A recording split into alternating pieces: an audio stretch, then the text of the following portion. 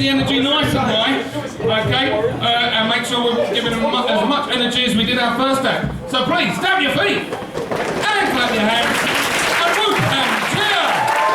Please welcome to the stage, Robbie Fox.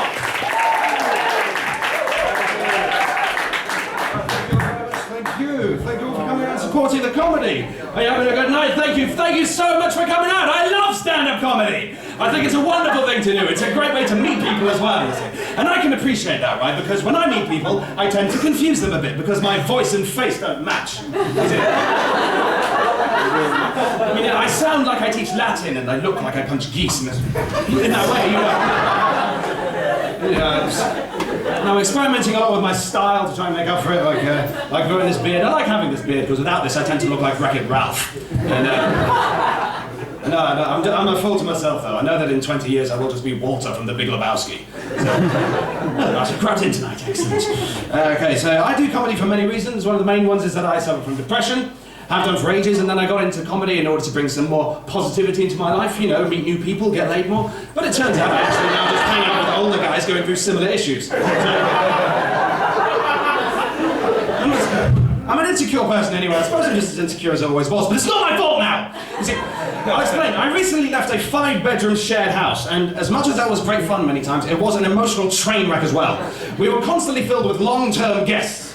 I know maybe the students can relate to this, but you just get the house full now and then of these disaffected 19-year-olds and their mute girlfriends, filling the house with stories about how lonely and isolated they feel, despite the fact that they're always hanging out with us. And people found out really badly before the end of it, and I was actually taken, this is true, I was taken into hospital and diagnosed with a heart condition called atrial fibrillation. If you don't know how that works, it's when your heart does this. My heart did that for more than a day. I was taken to the hospital and the doctors were really good about it. They put me on meds and they told me that this can be induced by stress, but also that this condition is actually more common than you might think in men over 60. And immediately after being told that, I was wheeled into a ward with 3 very old men, 2 of which were definitely dying, and fighting for their lives while there's me in the corner on a mobile to my parents to say, I just wanted to let you know I'm in hospital, I've got atrial fibrillation, but I'm staying very calm.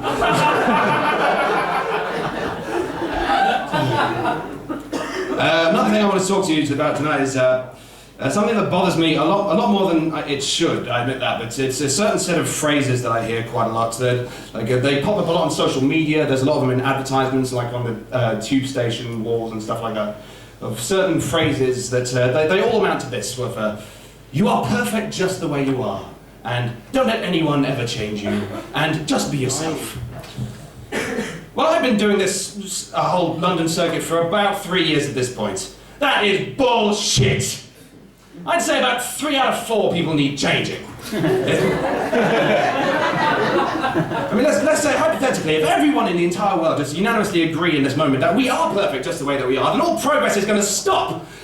People will lose all will to better themselves, and then they'd start to slip. Like, good people would become neutral people would become dicks, and dicks will become more confident dicks because there's so many more of them. An alcoholic who used to sit in the corner and not speak to anyone before would become an alcoholic who screams through open windows on their way home. Like the stoners who used to pass the joint along before will never pass the joint again. We've got to care about each other, and that's not going to happen if we all consider ourselves complete. You know, no parent ever raised a healthy child by loving themselves first. Anything like that. The self-help industry would die, and there's nothing they can do about it this time. And no one would do stand-up comedy. I've been trying to find outlets like this all my life. A lot of my friends have told me over the years that, you know, if you want to meet new people, just be yourself. And that is good advice, if you happen to be a cool, interesting, sexy kind of person. However, if the real you is none of those things, I urge you to change yourself. Like, say, everyone who's in the crowd tonight, not the acts, but everyone who's in the crowd tonight, you haven't come along to this evening to enjoy us being ourselves. You know, I don't know about like you guys hosting the night. Have you ever had a heckler say to someone, "That's not funny, just be more you"? I challenge anyone here who considers themselves to be absolutely perfect to go out and give a homeless person oral sex right now. That is unconditional respect. Well, now seems like a decent time to change the subject, I guess. Okay, I'll tell you about the worst thing that I've ever done while high.